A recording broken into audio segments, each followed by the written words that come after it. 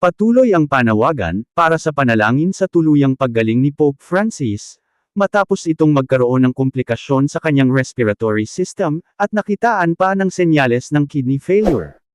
Kinumpirma naman ni Father Gregory Ramon Gaston Stode, rector ng Pontificio Collegio Filipino sa Roma, na may malay ang Santo Papa kahit sumasailalim siya sa matinding gamutan.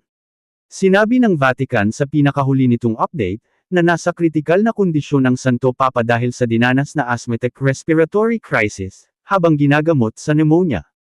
Binibigyan naman nila ito ng mataas na daloy ng oxygen, para tulungan siyang makahinga. Na-hospital si Pope Francis noong 14 ng Pebrero matapos tamaan ng double pneumonia, o pneumonia sa magkabilang baga. Samantala, sinabi ni Father Francis Lucas, presidente ng Catholic Media Network, na mataas ang tayansa ni Cardinal Luis Antonio Tagle, na mahirang bilang susunod na Santo Papa.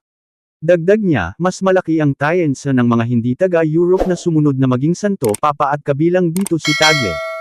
Samantala, sinabi ni Father Francis Lucas, presidente ng Catholic Media Network, na mataas ang tsansa ni Cardinal Luis Antonio Tagle, na mahirang bilang susunod na Santo Papa. Dagdag niya, mas malaki ang tsansa ng mga hindi taga-Europe, na sumunod na maging Santo Papa at, kabilang dito si Tagle.